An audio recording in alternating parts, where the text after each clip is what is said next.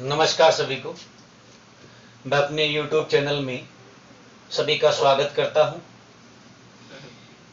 हम राजस्थान के उन अलौकिक व्यक्तित्वों को पढ़ रहे हैं जिन्होंने अपने कर्मों की वजह से राजस्थान के लोकमानस में एक अलग पहचान बनाई, जिन्हें हम राजस्थान के लोक देवताओं के रूप में आज वर्तमान में जो पूजे जा रहे हैं। और हम इस लोक देवता की कड़ी के अंदर राजस्थान के अंदर दो लोक देवताओं का अध्ययन कर चुके थे। एक तो हमारे बाबा रामदेव जी के बारे में और दूसरा हमने पाबू जी के बारे में अध्ययन किया था। हमने पंच पीरों को प्रारंभ कर रखा है, जिन्हें हिंदू और मुस्लिम समान रूप से पूजते हैं। वो लोक देवता पंच पीरों की श्रेणी में आते हैं। और राजस्थान के ये जो पांच पीर हैं, जिनमें हम रामदेव जी पाबू जी की बात कर चुके हैं, आज हमारे उसी पंच पीरों की कड़ी को आगे बढ़ाते हुए हम देखेंगे राजस्थान के अंदर जैसे गोगा जी पंच पीरों के अंदर शामिल है, हड़बू जी सांकला पंच पीरों के अंदर शामिल है, मांगलिया मेहा जी, ये तीन हम पहले पंच पीर पढ़ेंगे, फिर हमारे नेक्स्ट लोक देवताओं का हम अध्ययन करेंगे। आज के हमारे जो लोक देवता है जिनका हमें अध्ययन करना है वो है गोगा जी। गोगा जी के बारे में देखिए, अधिकतर चीजें जानी हुई पहचानी है, क्योंकि ये जो हमारे क्षेत्र विशेष यानी मेरे क्षेत्र विशेष से ये संबंध रखते हैं। हनुमानगढ़ नोहर तहसील से इनका संबंध आता है और मेरा भी संबंध यहीं से रहा है, नोहर से, हनुमानगढ़ से ही। तो ये गोगा जी महाराज के बारे में आज बात करेंगे। सबसे पहले देखिए इनका जन्म कहाँ होता है, कब इनका जन्म हुआ, किस दिन जन्म हुआ, पिता कौन थे, माता कौन थी, पत्नी कौन है, गुरु किन्हें बनाया अपना, सारा सामान्य परिचय इनके जीवन का देखते हैं। तो स्टार्ट करते हैं हम गोगा जी को। गोगा जी की अगर बात करते हैं तो इनका जो जन्म हुआ था वो इनका जन्म होता है ददरेवा, और ददरेवा जो स्थान पड़ता है वो पड़ता है चूरू के अंदर। इनका जन्म जो हुआ वो हुआ ददरेवा चूरू के अंदर। कब हुआ तो हम कहते हैं इनका जन्म हुआ था 1003 विक्रमी संवत के अंदर। इनका जन्म जो हुआ 1003 विक्रमी संवत के अंदर ददरेवा चूरू के अंदर जन्म लेते हैं। भाद्रपद कृष्ण नवमी का ये दिन था, यानी भादवे माह की जो हमारा कृष्ण पक्ष और शुक्ल पक्ष जो दो पक्ष रहते हैं, उसमें कृष्ण पक्ष की जो नवमी आती है उस नवमी को इनका जन्म होता है। उसी दिन इनका मेला भी बढ़ता है। अगर हम बात करते हैं जन्म फिर कब हुआ तो 1003 विक्रमी संवत में। पिता कौन थे इनके, तो पिता की जब बात होती है तो इनके पिता, माता, इनके गुरु और इनकी पत्नी, ये हम इनके सामान्य परिचय के अंदर पढ़ते हैं। इनकी पत्नी का नाम क्या है, माता का नाम क्या है, पिता का नाम क्या है। तो इनके पिता जो थे वो थे जेवर जी चौहान, चौहान वंशीय थे। गोगा जी चौहान वंश नागवंशीय चौहान से संबंध रखते हैं ये गोगा जी, ध्यान रखना। जेवर जी इनके पिता का नाम क्या था, जेवर। माता की बात करते हैं तो माता इनकी कौन थी, बाछल, माता का नाम क्या था, बाछल। बाछल की कोख से जन्म लेते हैं। पिता जेवर जी चौहान नागवंशीय चौहान। इनके गुरु थे गोरखनाथ। गुरु कौन थे, गोरखनाथ को अपना गुरु बनाया। गोरखनाथ को क्या बनाते हैं, गुरु बनाते हैं। गोरखनाथ जी महाराज को अपना गुरु बनाते हैं। पत्नी, इनकी पत्नी का नाम है वो है केमल दे। पत्नी का नाम क्या है, केमल दे, जो कोल्लूमंड की राजकुमारी थी। कोल्लूमंड स्थान जो हमने पाबू जी के अंदर पढ़ा भी है, पाबू जी का जन्म रहा कोल्लूमंड फलोदी जोधपुर के अंदर। वहीं पर पत्नी इनकी केमल दे जो कोल्लूमंड की राजकुमारी हम कह सकते हैं। कोल्लूमंड जो फलोदी जोधपुर के अंदर पड़ता है, राव बुड्ढो जी की पुत्री थी ये। राव बुड्ढो जी की पुत्री केमल दे के साथ इनका क्या हुआ, विवाह हुआ। तो सामान्य परिचय के अंदर जन्म ददरेवा चूरू के अंदर कब तो 1003 विक्रमी संवत के अंदर जन्म ले होता है। पिता जेवर जी, माता बाछल, गुरु गोरखनाथ और पत्नी केमल दे राव बुड्ढो जी की पुत्री कोल्लूमंड की राजकुमारी थी ये। अब देखिए गोगा जी की अगर हम बात करते हैं कुछ उपनामों के बारे में, तो उपनाम इनके काफी अच्छे रहते हैं। सबसे पहले तो हम कहते हैं इन्हें नागों के देवता, नागों का देवता। नाग अवतार के रूप में भी पूजा जाता है, नागों के अवतार के रूप में या नागराज का अवतार के रूप में किन्हें पूछते हैं तो हम गोगा जी महाराज, नागों के सबसे बड़े देवता है। वैसे राजस्थान के बहुत सारे लोक देवताओं का संबंध सांपों से रहा है, परंतु उनमें से सर्वोपरि अगर कोई है तो वो कौन है, हमारे गोगा जी, जिन्हें नागों के देवता के रूप में पूजा जाता है। अब अगर इन्हें हम बात करते हैं तो देखिए इन्हें जाहर पीर के नाम से भी पुकारा जाता है। जाहर पीर के नाम से भी किन्हें पूजा जाता है? गोगा जी को। देखिए पीरों के पीर तो रहे थे रामसा पीर और पीरों के पीर तो थे रामदेव जी, वहीं पर जाहर पीर के नाम से हम गोगा जी को जानते हैं। वहीं पर अगर और बात करते हैं तो देखिए नागों के देवता जाहर पीर, इसके अलावा गोगा जी के बारे में देखिए क्या क्या चीजें हमें पढ़ने को आती हैं। एक आते हैं इनके चचेरे भाई, काफी बार बुकों में लिखा होता है कभी इनकी मृत्यु के कारण दो दिखाए जाते हैं। कुछ बुकों में हम ये पढ़ते हैं इनकी मृत्यु हुई थी, मोहम्मद गजनवी से गायों की रक्षा करते हुए वीरगति को प्राप्त हुए थे। अभी हम पूरी बात करेंगे, परंतु कुछ बुकों में ये भी होता है कि ये अपने चचेरे भाई से जमीन के विवाद में लड़ते हुए क्या हो गए थे? वीरगति को प्राप्त। और इनके जो चचेरे भाई थे वो कौन थे? अर्जुन और सर्जन। इनके चचेरे भाइयों का नाम क्या था? अर्जुन और सर्जन। ये इनके चचेरे भाई रहे थे जिनके साथ कहते हैं कि जमीनी विवाद को लेकर गोगा जी क्या हुए थे? वीरगति को प्राप्त हुए थे। तो ये तो इनका बिल्कुल बेसिकली छोटा सा परिचय गोगा जी के बारे में। अब देखिए हम गोगा जी के बारे में और क्या क्या चीजें हमें जो याद रखनी होती है, मुख्य चीजें क्या है।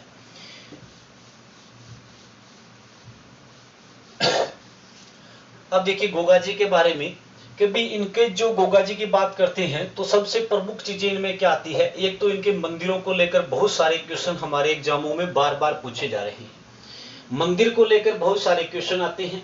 फिर हम एक पढ़ते हैं गोगा राखड़ी क्या है, इनकी घोड़ी का नाम क्या था, उनके बारे में भी बात करेंगे। घोड़ी का रंग क्या था, घोड़ी का नाम जो गोगा बापा के रूप में हम पढ़ते हैं, तो वो सारी चीजें हम एक एक चीज को देखते हैं। देखिए गोगा जी का जो मुख्य मंदिर है, मुख्य मंदिर की जब हम बात करते हैं तो गोगा जी का जो मुख्य मंदिर बना हुआ है वो कुछ इस प्रकार से है। देखिए मकबरी नुमा आकृति के अंदर ये मंदिर बना हुआ है। देखिए बाकी जब मंदिरों की हम जब बात करते हैं तो उनकी आकृति, अब जब से भी मैं मंदिर बना रहा हूं तब से मैंने मंदिरों को कुछ इस प्रकार से बनाया है, परंतु इस मंदिर की जो आकृति है वो कुछ इस प्रकार से बनी हुई है। देखिए इनका जो मंदिर की बात करते हैं तो इनके दो मंदिर आते हैं। एक तो देखिए गोगा जी के बारे में ये चीज पढ़ने को आती है आपको, थोड़ा सा इस चीज को समझिएगा। अगर हम बात करते हैं ये हमारे गोगा जी के बारे, तो गोगा जी की देखिए दो मेड़ियां हैं। एक तो आती है शीर्ष मेड़ी, एक तो गोगा जी की क्या है? शीर्ष मेड़ी है, और एक दूसरी गोगा जी की क्या है? धुर मेड़ी है, धुर मेड़ी। अब हम इस लाइन को देखिए कंप्लीट करते हैं कि गोगा जी मोहम्मद गजनवी वो गजनी का शासक था। 17 साल तक इतिहास में आप पढ़ते हो उसने शासन किया गजनी पे। जब वो गजनी का शासक बना तो कहते हैं कि एक शपथ के तहत उसने कहा था जब तक मैं शासक रहूंगा भारत पर एक बार आक्रमण करूंगा, और मोहम्मद गजनवी भारत पर 17 बार आक्रमण करता है। हम पढ़ते हैं उसका प्रमुख आक्रमण आपने पढ़ा था सोमनाथ मंदिर के ऊपर, जहां पर मोहम्मद गजनवी गुजरात के अंदर जो सोमनाथ मंदिर पड़ता है वहां आक्रमण करता है, और वहां से अपार संपदा में सोना व धन उसे प्राप्त होता है। कहते हैं वो सोना और धन लेने के लिए वो राजस्थान से कुछ गायों को चुरा लेता है, और वो गायें किसकी थी? गोगा जी की। गोगा जी मोहम्मद गजनवी से युद्ध करते हैं, अपनी गायों की रक्षा करते हैं, और 9 बार युद्ध करते हैं मोहम्मद गजनवी के साथ। और कहते हैं युद्ध करते हुए मोहम्मद गजनवी से लड़ते हुए वीरगति को क्या होते हैं? प्राप्त होते हैं। जब मोहम्मद गजनवी से गोगा जी युद्ध कर रहे थे उस समय की बात है, कहते हैं कि गोगा जी का जो सर था वो कटकर उनकी धड़ से अलग हो गया था। गोगा जी की जो सर था वो उनकी धड़ से क्या हो गया? अलग हो गया। और उनका जो सिर था वो तो कहां पे रह गया? जहां पर ददरेवा चूरू, जहां पर इनका क्या हुआ था? जन्म। इनका सर तो कहां पे है? ददरेवा चूरू के अंदर, यहां पे रह गया। और इनकी जो धड़ थी वो कहां पे आ गई? नोहर। और नोहर के अंदर स्थान पड़ता है गोगामेड़ी, नोहर हनुमानगढ़ के अंदर। देखिए अब यहां पर हमारे लिए क्या है? जहां पर इनका सर गिरा वहां पर तो इनकी क्या है? शीर्ष मेड़ी है। और इनकी शीर्ष मेड़ी कहां पे है? तो हम क्या कहेंगे? ददरेवा चूरू के अंदर। इनकी शीर्ष मेड़ी कहां पर बनी हुई है? ददरेवा चूरू में। और इनकी जो धुर मेड़ी है वो कहां पे बनी हुई है? नोहर हनुमानगढ़ में बनी हुई है। नोहर हनुमानगढ़ में गोगामेड़ी के नाम से इनका मंदिर है, गोगामेड़ी में पड़ता है नोहर हनुमानगढ़ के अंदर। तो इनकी दो क्वेश्चन आते हैं, गोगा जी की शीर्ष मेड़ी कहां है? तो शीर्ष मेड़ी कहां है? ददरेवा चूरू में। और गोगा जी की धुर मेड़ी कहां है? नोहर हनुमानगढ़ में। यहां से देखते जाइएगा उसी लाइन को। कि मोहम्मद गजनवी से जब युद्ध कर रहे थे, युद्ध करते हुए क्या होता है कि इनका सिर कटकर ददरेवा चुरू में रह गया और इनकी धड़ कहां पे आ जाती है, नोहर के अंदर। अब मोहम्मद गजनवी ने जब इस युद्ध को चल रहा था तब जब देखा कभी ये एक ऐसा पुरुष है जिसका सर तो अलग हो चुका है और ये धड़ से ही युद्ध कर रहा है, तो उन्होंने इसका एक चमत्कार के रूप में देखा भी ये वास्तव में कोई अलौकिक व्यक्ति है, चमत्कारी पुरुष है, कोई ना कोई लोक देवता है। और उन्होंने वहीं पर मोहम्मद गजनवी ने ही इनको किसकी संज्ञा दी थी, जाहर पीर की। जो अभी हमने नाम पढ़ा था कि गोगा जी को किस उपनाम से जानते हैं, जाहर पीर के नाम से।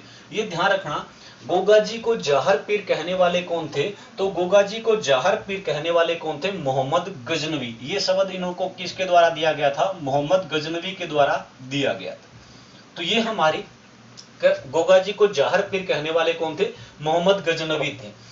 अब बात यह आती है कि इनका जो मंदिर है, इस मंदिर का निर्माण फिर किसने करवाया। तो अगर इनके मंदिर की बात करते हैं भी, हम बात करते हैं सबसे पहले धुरमेड़ी की। शीर्ष मेड़ी ददरेवा चुरू में है, धुरमेड़ी की बात करते हैं। इनकी जो धुरमेड़ी है उसका निर्माण करवाया था फिरोज शाह तुगलक ने। इस मेड़ी का निर्माण किसने करवाया, तो मेड़ी का निर्माण किसने करवाया था, फिरोज शाह तुगलक ने। इस मेड़ी का निर्माण करते कौन थे, फिरोज शाह तुगलक, इनके द्वारा इसका निर्माण करवाया गया। अब देखिए गोगा जी की जो समाधि है वो समाधि क्या है, यहीं पर बनी हुई है, इसी नोहर हनुमानगढ़ वाली मेड़ी के अंदर। ये पड़ती कहां पे है, तो ध्यान रखना, गोगा मेड़ी, गोगा मेड़ी, और ये गोगा मेड़ी कहां पे है, नोहर तहसील पड़ती है और हनुमानगढ़ जिला है, यहां पर बनी हुई है। ठीक है, यहीं पर गोगा जी की क्या है, समाधि है। इसे ही हम क्या कहते हैं, धुरमेड़ी के नाम से अभी हमने पढ़ा, इसे ही हम क्या कहते हैं, धुरमेड़ी कहते हैं। अब आपको खास बातें इसकी क्या याद रखनी है, एक तो कि इसका आप जब आकार देखते हो तो इसका आकार कैसा है, कि इसकी आकृति कैसी है, तो इसकी आकृति कैसी है, मकबरे नुमा। ये किस प्रकार की आकृति की बनी हुई है, मकबरे नुमा आकृति में। देखो हिंदू मंदिर होने के बाद में भी कौन सी आकृति का है, मकबरे नुमा आकृति का है। फिरोज शाह तुगलक ने इसका निर्माण करवाया। अब खास बात क्या है कि इसका जो मुख्य दरवाजा है, मुख्य प्रवेश द्वार जो इस गोगा मेड़ी का है, उस मुख्य प्रवेश द्वार पर आपको क्या शब्द मिलेगा, बिस्मिल्लाह शब्द लिखा हुआ मिलता है। इसके मुख्य द्वार पर क्या शब्द मिलता है, बिस्मिल्लाह। और बहुत बार क्वेश्चन आ चुका है, बिस्मिल्लाह शब्द गोगा मेड़ी के मुख्य द्वार पर कौन सा शब्द अंकित है, बिस्मिल्लाह। तो हमें यहां से क्या क्या चीजें याद रखने वाली है, वो है कि भी यहाँ पे देखिए गोगा मेड़ी नोहर हनुमानगढ़ इनकी मुख्य मंदिर है। गोगा जी का मुख्य मंदिर गोगा मेड़ी में नोहर हनुमानगढ़ में पड़ता है। निर्माण किसने करवाया, तो फिरोज शाह तुगलक ने। किस आकृति में, मकबरी नुमा आकृति पर। इसके मुख्य द्वार पर क्या है, तो बिस्मिल्लाह लिखा हुआ है। अब यहाँ पर कि इससे वर्तमान स्वरूप किसके द्वारा दिया गया, गोगा मेड़ी को वर्तमान स्वरूप जिसने दिया था वो थे महाराजा गंगा सिंह। बीकानेर के जो शासक हुए थे महाराजा गंगा सिंह, और महाराजा गंगा सिंह के द्वारा इसे क्या है, पुनः निर्माण हम कह सकते हैं, या वर्तमान स्वरूप इनके द्वारा इसे प्रदान किया गया है। इनके द्वारा इसे क्या करवाया गया, वर्तमान स्वरूप प्रदान किया गया है, वर्तमान स्वरूप प्रदान किया गया है। अब खास बात क्या है हमें, कि यहाँ पर गोगा मेड़ी के अंदर जो एक पशु मेला भरता है, गोगा जी की आराधना के अंदर जो गोगा मेड़ी के अंदर मेला भरता है वो क्या होता है, एक पशु मेला है। गोगा जी पशु मेले के रूप में हम इसे पढ़ते हैं। और ये जो गोगा मेड़ी में जो पशु मेला भरता है वो कब भरता है, कि गोगा मेड़ी या गोगा जी पशु मेला, गोगा जी पशु मेले के रूप में ये लगता है। और ये लगता कब है भाई, तो ये लगता है भाद्रपद कृष्ण नवमी को। कब लगता है, भाद्रपद कृष्ण नवमी के दिन ये मेला भरता है। यहाँ पर खास बात क्या है कि इस मंदिर के अंदर देखिए जो पुजारी है वो एक माह तक तो कौन से होता है, मुस्लिम पुजारी होता है। इस मंदिर के अंदर एक माह तक तो पुजारी कौन सा होता है, हिंदू पुजारी होता है। एक माह यहाँ पर पूजा कौन करता है, गोगा मेड़ी में हिंदू पुजारी। और 11 माह यहाँ पर पुजारी कौन रहता है, मुस्लिम रहते हैं। अब खास बात क्या है कि जब यहाँ पर एक माह मेला लगता है तब तक तो यहाँ पर पुजारी क्या कौन रहेगा, हिंदू रहेंगे। और 11 माह तक यहाँ पर पुजारी कौन रहता है, मुस्लिम रहता है। अब मुस्लिम कौन से हैं, तो हम क्या कहते हैं, कभी गोगा जी की जो 11वीं पीढ़ी थी, जो कायम खान नाम एक मुसलमान हुआ था, कायम खान नाम से थे, गोगा जी के ही वंशज हैं। उन्होंने क्या कर लिया था, आगे जाकर मुस्लिम धर्म, जो फतेहपुर सीकर के अंदर शासक रहे थे कायम खान, उन्होंने अपनी 11वीं पीढ़ी के अंदर क्या किया था, मुस्लिम धर्म को अपना लिया था। और तभी से वहां पर क्या हो गया, गोगा जी के मंदिर में मुस्लिम पुजारी कौन से होते हैं, तो ध्यान रखना कायम खानी मुसलमान होते हैं। गोगा जी के मंदिर में जो मुसलमान पुजारी होते हैं वो कौन होते हैं, कायम खानी मुसलमान होते हैं, कायम खानी मुसलमान। ये हमारे गोगा जी के बारे में है कि गोगामेड़ी निर्माण फिरोज शाह तुगलक ने किस आकृति में, तो मकबरी नुमा आकृति में। मुख्य द्वार पर क्या है, बिस्मिल्लाह अंकित है। गोगामेड़ी को वर्तमान स्वरूप किसने दिया, तो महाराजा गंगा सिंह ने दिया। कहां पर है गोगामेड़ी, तो नोहर हनुमानगढ़ में है। यहाँ पर मेला जो भरता है वो एक पशु मेले के रूप में भरता है, जिसे हम गोगा जी पशु मेला कहते हैं। कब लगता है, तो भाद्रपद कृष्ण नवमी को ये मेला लगता है।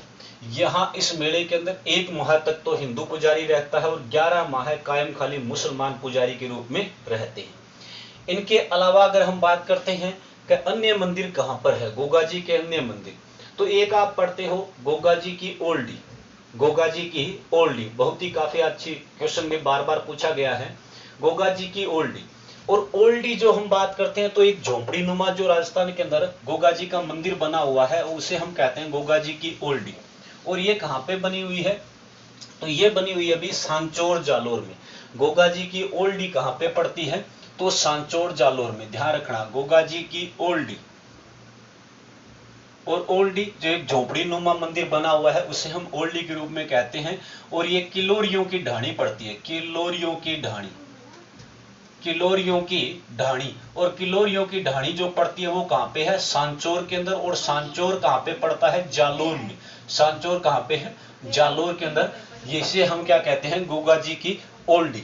इनके अलावा इनका मंदिर जो इनका जो शीर्ष मेड़ी बनी हुई है, गोगा जी की जो शीर्ष मेड़ी है उसके बारे में बता चुका हूं। शीर्ष मेड़ी कहां पे है, ददरेवा। और ददरेवा कहां पे पड़ता है, चूरू में। ददरेवा कहां पे है, चूरू के अंदर।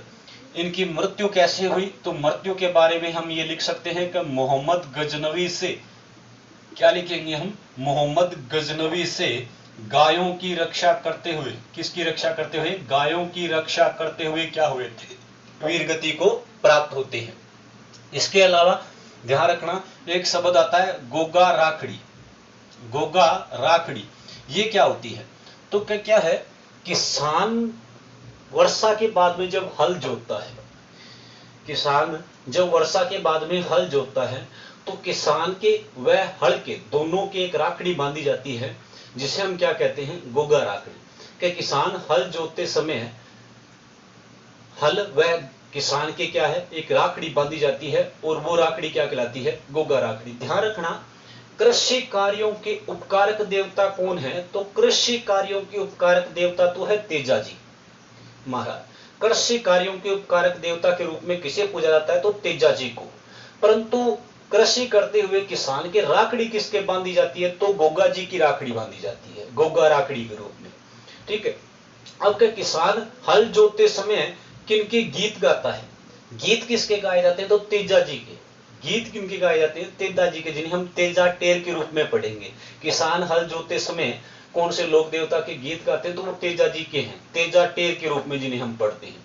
तो ध्यान रखना, तेजा जी और गोगा जी दोनों का ही कृषि से संबंध है, परंतु इनकी राखड़ी बांधी जाती है हल व हाड़ी दोनों को। और तेजा जी के गीत गाए जाते हैं और उन्हें ही कृषि कार्यों के उपकारक देवता भी कहा जाता है। तो ये हमारे गोगा जी के बारे में सारी बातें हैं। जन्म कहां पे हुआ, तो जन्म ददरेवा चूरू के अंदर 1003 ईस्वी में। माता पिता जेवर जी, माता बाछल, गुरु गोरखनाथ थे। अगर बात करते हैं पत्नी, तो पत्नी इनकी कैमल दे, राव बुड्ढो जी की पुत्री कोलुमंड जोधपुर की राजकुमारी थी। गुरु इनके गोरखनाथ बात कर चुके हैं। चचेरे भाई इनके अर्जन सर्जन थे। हमारे लिए क्या क्या चीजें इन्हें फैक्ट जो याद रखने हैं, तो कि ये मोहम्मद गजनवी से गायों की रक्षा करते हुए वीरगति को प्राप्त हुई। इनके जो मंदिर हैं, इनकी शीर्ष मेड़ी ददरेवा चूरू में बनी हुई है। इनकी धुर मेड़ी नोहर हनुमानगढ़ में है, जिसका निर्माण फिरोज शाह तुगलक ने करवाया। मकबरी नुमा आकृति में, मुख्य द्वार पर बिस्मिल्लाह शब्द, वर्तमान स्वरूप उसको दिया महाराजा गंगा सिंह ने। कि इनके मंदिर के अंदर 1 माह तक हिंदू पुजारी, 11 माह तक मुस्लिम पुजारी जो कायम खानी मुसलमान होते हैं वो रहते हैं। इनके मंदिर में एक पशु मेले का आयोजन किया जाता है। जिसे हम गोगा जी पशु मेले के रूप में पढ़ते हैं। और इस पशु मेले की अगर हम बात करते हैं कब लगता है, तो भाद्रपद कृष्ण नवमी को ये मेला भरता है। फिर हमने कहा कि गोगा जी की जो ओल्डी है वो कहाँ पे है, तो किलोरियों की ढाणी सांचौर जालोर में इनकी गोगा जी की ओल्डी बनी हुई है। मृत्यु इनकी कैसे हुई, तो मोहम्मद गजनवी से। और इनकी जो अंतिम बात का गोगा राखड़ी क्या है, तो गोगा राखड़ी क्या है, तो गोगा जी के राखड़ी बांधी जाती है किसान को, हल व हाड़ी दोनों को। ठीक है जी। अब इसके बाद में अगर हम बात करते हैं तो देखिए गोगा जी से एक दो बातें हम ये याद रख सकते हैं। गोगा जी के मंदिर के अंदर डेरू वाद्य यंत्र का प्रयोग किया जाता है, साथ में ढोल व नगाड़ों का प्रयोग करते हैं, जिन्हें हम माठ के रूप में पूजते हैं, माठ कहते हैं। तो डेरू वाद्य यंत्र का प्रयोग होता है, माठ वाद्य यंत्र का प्रयोग ढोल व नगाड़ों के रूप में किया जाता है। तो ये गोगा जी के बारे में जितनी भी फैक्ट हमारे लिए जो याद रखने हैं एग्जाम पॉइंट ऑफ व्यू से महत्वपूर्ण चीजें, इनके बाद में हम आज के दिन में ही एक छोटे से पंचपीर या लोक देवता की ओर बात कर लेते हैं। देखिए हमारे 3 लोक देवता हो चुके हैं। अब बात करते हैं हड़बूजी चौहान की। हड़बूजी के बारे में हम हड़बूजी के बारे में बातें कर लेते हैं। छोटे से हैं हड़बूजी, सांखला के बारे में ज्यादा चीजें जानने वाली है नहीं, पर जितनी भी है वो इंपॉर्टेंट फैक्ट है हड़बूजी से। देखिए हड़बूजी की अगर हम बात करते हैं सबसे पहले इनका जन्म की, तो जन्म इनका भाई होता है बुंडेल, और बुंडेल स्थान पड़ता है नागौर के अंदर। इनका जो जन्म हुआ था वो कहाँ पे हुआ था, कुछ बुकों में बुंडेल लिखा होता है, कहीं पर बुंडोल लिखा होता है, बुंडोल। ये स्थान कहाँ पे पड़ता है, नागौर के अंदर। इनका जन्म जो हुआ वो कहाँ पे हुआ, बुंडोल नागौर में। इनके पिता की जब हम बात करते हैं पिता, तो इनके पिता मेहाजी सांखला। इनके पिता कौन थे, मेहाजी सांखला। मेहाजी सांखला यानी सांखला राजपूत थे। ठीक है। अब अगर हमारे लिए हड़बूजी से जो मुख्य याद रखनी है वो बातें क्या है, एक तो सबसे बड़ी बात का ये क्या थे, रामदेव जी के मौसेरे भाई थे। किनके मौसेरे भाई, रामदेव जी के मौसेरे भाई कौन थे, हड़बूजी। मौसेरे भाई थे हड़बूजी सांखला रामदेव जी के। ये बात हमें कहां से पता चलती है, तो ये बात देखो रामदेव जी क्या थे, एक ऐसे लोक देवता, एकमात्र ऐसे लोक देवता जो कवि भी थे, और इन्होंने एक ग्रंथ लिखा था 24 वाणियां। जब मैंने रामदेव जी को पढ़ाया था तब बताया था इनका एक ग्रंथ आता है, वो कौन सा है, 24 वाणियां। रामदेव जी की रचना है 24 वाणियां। और इस 24 वाणियां नामक ग्रंथ में रामदेव जी ने खुद इस बात की चर्चा की है कि भी हड़बूजी क्या है, मेरे चचेरे भाई हैं।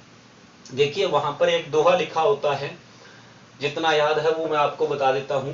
उन्होंने वहां पे लिखा हुआ है, हड़बूजी सांखला गांव बेकटी माही हाजिर, एक ही कोप का जाना मानियो, हाँ मौसे जेरा भाई।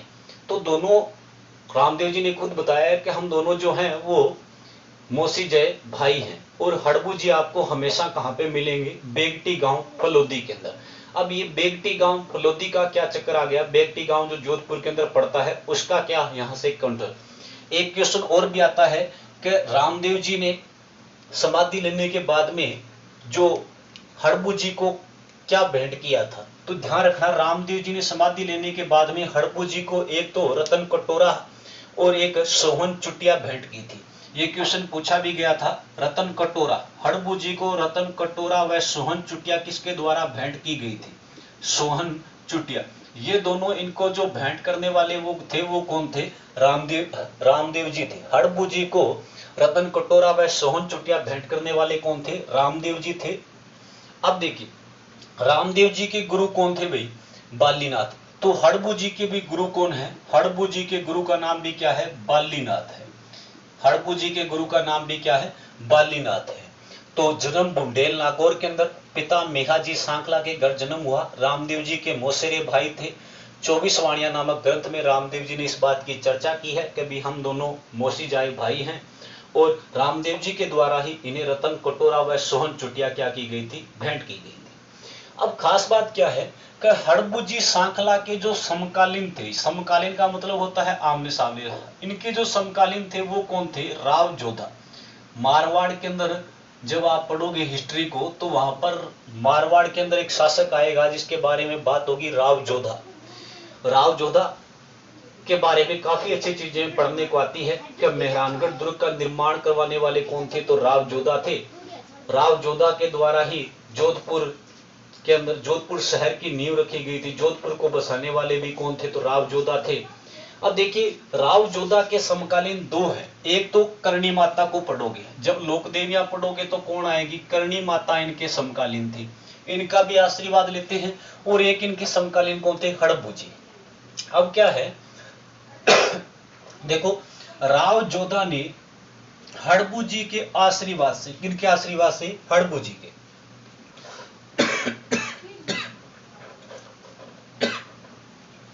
राव जोधा ने हड़बू जी के आशीर्वाद से मंडोर दुर्ग को जीता था। मंडोर दुर्ग को जीता था, ये ध्यान रखना। इन्होंने क्या किया था? हड़बू जी ने एक तलवार भेंट की थी। हड़बू जी ने राव जोधा को क्या की थी? एक तलवार भेंट की थी। और वो तलवार लेने के बाद में राव जोधा ने मंडोर दुर्ग को जीत लिया था। अब यहां से हमारे लिए क्या है कि मंडोर दुर्ग को हड़बू जी ने, राव जोधा ने जीत लिया। किसके आशीर्वाद से? हड़बू जी के। तो जैसे ही ये राव जोधा जोधपुर के शासक बने, इन्होंने क्या किया? इनको वापिस राव जोधा ने हड़बू जी को एक तो उपहार के रूप में क्या दे दिया? उपहार स्वरूप क्या दे दिया? एक तो दे दी इनको बैलगाड़ी। क्या दे दी? बैलगाड़ी। और दूसरा इन्हें एक गांव भेंट किया, और वो गांव कौन था? बेगटी गांव। बेगटी गांव राव जोधा ने हड़बू जी को भेंट किया था, ये ध्यान रखना। राव जोधा ने हड़बू जी को एक तो क्या उपहार दिया? बैलगाड़ी को। और दूसरा क्या दिया था? बेगटी गांव। किसने दिया था? राव जोधा ने हड़बू जी को उपहार स्वरूप दिया था। अब अगर हम बात करते हैं कि उपहार स्वरूप इन्हें क्या मिल गई? बैलगाड़ी मिल गई और बेगटी गांव मिल गया। अब बाद में क्या हुआ कि हड़बू जी ने जब समाधि ग्रहण की, हड़बू जी ने जो समाधि ग्रहण की, यानी इनका जो मंदिर बना हुआ है वो कहां पर बना हुआ है? इनका जो मंदिर बना हुआ है या इन्होंने जो समाधि ली वो कहां पे ली? बेगटी गांव में ही। इन्होंने समाधि कहां पे धारण कर ली? बेगटी गांव। और बेगटी गांव कहां पे पड़ता है? जोधपुर के अंदर। यहीं पर इन्होंने क्या कर ली? समाधि धारण कर ली थी। हड़बू जी का समाधि स्थल कहां पे है? बेगटी गांव, जोधपुर में। और इनकी खास बात क्या है कि इनके मंदिर के अंदर, हड़बू जी के मंदिर के अंदर क्या नहीं होती है? मूर्ति नहीं होती है। हड़बू जी के मंदिर के अंदर क्या नहीं होती है? मूर्ति नहीं होती है। और मूर्ति न होकर वहां पर पूजा किसकी की जाती है? बैलगाड़ी की पूजा की जाती है। किसकी पूजा की जाती है? बैलगाड़ी की। ये ध्यान रखना। हड़बू जी के मंदिर में क्या नहीं होती है? मूर्ति। और पूजा किसकी होती है? बैलगाड़ी की पूजा की जाती है। ये वही बैलगाड़ी है जो राव जोधा ने इनको भेंट की थी। अब ये बैलगाड़ी से क्या करते थे? ये अपने बेगटी गांव के अंदर जब रहते थे तो अपनी गायों के लिए, जो इनके पास पंगु गायें पालते थे, उन पंगु गायों के लिए ये चारा लेके आते थे। और इनके मंदिर में वर्तमान में पूजा भी किसकी की जाती है? उसी बैलगाड़ी की पूजा की जाती है। अब हमें यहां से और क्या चीज पढ़नी है कि इनके मंदिर में पुजारी की जब हम बात करते हैं तो इनके मंदिर में जो पुजारी होता है वो कौन सा होता है? सांखला राजपूत होता है। इनके मंदिर में पुजारी कौन होते हैं? सांखला राजपूत इनके मंदिर के अंदर क्या है? पुजारी होते हैं। तो ये हमारे हड़बू जी के बारे में सारी बातें हैं। अब देखो दोबारा से रिपीट कर देता हूं। हड़बू जी जन्म हुआ बुंडेल नागौर में। पिता मेहाजी सांखला रामदेव जी के मौसेरे भाई। रामदेव जी के द्वारा ही इन्हें रतन कटोरा व सोन चुटिया भेंट की गई। हड़बू जी के गुरु का नाम क्या था? तो गुरु बालीनाथ थे। ये किनके समकालीन थे? तो राव जोधा के थे। हड़बू जी के द्वारा राव जोधा को क्या भेंट किया गया? जब हमसे पूछ ले हड़बू जी ने राव जोधा को क्या दिया, तो हड़बू जी ने राव जोधा को तलवार भेंट की थी, ये ध्यान रखना। और राव जोधा ने हड़बू जी को क्या भेंट किया? तो इन्होंने उपहार स्वरूप राव जोधा ने क्या दिया? एक तो बैलगाड़ी और एक क्या दे दिया? बेगटी गांव। इसी बेगटी गांव के अंदर हड़बू जी का क्या है? मुख्य पूजा स्थल बना हुआ है। बेगटी गांव में क्या बना हुआ है? मुख्य पूजा स्थल। ठीक है जी। और इनका बेगटी गांव में ही मंदिर बना हुआ है जहां पर इनका मुख्य पूजा स्थल है। इस मंदिर के अंदर क्या नहीं होती है? मूर्ति की पूजा न होकर पूजा किसकी की जाती है? बैलगाड़ी की जाती है। और यहाँ पर जो पुजारी होता है वो कौन से होते हैं? सांखला राजपूत होते हैं। यहाँ पर पुजारी कौन होते हैं? सांखला राजपूत। देखिए गोगा जी के बारे में अभी हमने पढ़ा था ना, वहां पे एक दो बातें और भी ऐड कर सकते हो कि गोगा जी का जो मंदिर होता है वो हमेशा प्राय खेजड़ी वृक्ष के नीचे होता है। एग्रीकल्चर सुपरवाइजर में ये क्वेश्चन पूछ लिया गया था कि कौन से लोक देवताओं के मंदिर खेजड़ी वृक्ष के नीचे होते हैं। तो एक तो हमारे गोगा जी हैं जिनका मंदिर खेजड़ी वृक्ष के नीचे होता है, और एक झुंझार बाबा है, झुंझार बाबा, ध्यान रखना, झुंझार बाबा। और इनका मंदिर भी कहाँ पे होता है? खेजड़ी वृक्ष के नीचे होता है। वहां पर एग्रीकल्चर में यही क्वेश्चन आया था, कौन से लोक देवता का मंदिर खेजड़ी वृक्ष के नीचे होता है, और वहां पर ऑप्शन में गोगा जी नहीं थे, तो वहां पर आंसर क्या था? झुंझार बाबा। गोगा जी के जो मंदिर होते हैं उनको थान कहा जाता है, और वो कहाँ पे होते हैं? हमारे खेजड़ी वृक्ष के नीचे होते हैं। खास बात क्या है कि गोगा जी के मंदिर के अंदर सर्प की आकृति करी जाती है। गोगा जी के जितने भी मंदिर होते हैं, मेड़ी होती हैं, उनके ऊपर क्या है? आकृति में के रूप स्वरूप क्या होती है? सर्प को उकेरा जाता है। ये हमारे आज के दिन के दो लोक देवता, एक तो हड़बूजी सांकला, और इनके बारे में हाँ हमने उपनामों के बारे में बात नहीं की है। एक बहुत ही शानदार क्वेश्चन आता है उपनाम को लेकर। हड़बूजी सांकला की अगर बात करते हैं तो इन्हें कहा जाता है भाई शकुन शास्त्र के ज्ञाता। हड़बूजी को क्या कहते हैं? शकुन शास्त्र के ज्ञाता। इन्हें क्या कहा जाता है? शकुन शास्त्र के ज्ञाता। ये क्वेश्चन पूछा भी जा चुका है। शकुन शास्त्र के ज्ञाता कौन कहलाते हैं? तो हड़बूजी उपनामों में। इसके अलावा इन्हें चमत्कारी पुरुष कहा जाता है, चमत्कारी पुरुष। इन्हें कहा जाता है वीर योद्धा, वीर योद्धा, चमत्कारी पुरुष, वीर योद्धा। इसके अलावा योगी सन्यासी के रूप में भी इन्हें कहा जाता है, योगी सन्यासी कहा जाता है। तो हमें एक याद रखना है, वो कौन सा? शकुन शास्त्र के ज्ञाता। किन्हें कहा जाता है? तो हड़बूजी को शकुन शास्त्र के ज्ञाता भी कहा जाता है। तो ये हमारे आज के दिन के दो लोक देवता, एक गोगा जी महाराज और दूसरे कौन से? हमारे हड़बूजी सांकला। कल मिलते हैं। एक हमारे पंचपीरों में से एक बच्चे हैं मांगलिया मेहा जी, जिनके बारे में क्वेश्चन आता है। उनके घोड़े का नाम किरण काबरा। हाँ, गोगा जी के घोड़े का नाम ध्यान रखना, गोगा जी का था नीला, गोगा बापा। घोड़े का नाम क्या था? गोगा बापा। और घोड़े का रंग था नीला घोड़ा, नीला घोड़ा था, और गोगा बापा के नाम से गोगा जी का घोड़ा है। धन्यवाद। मिलते हैं कल नए लोक देवताओं के साथ।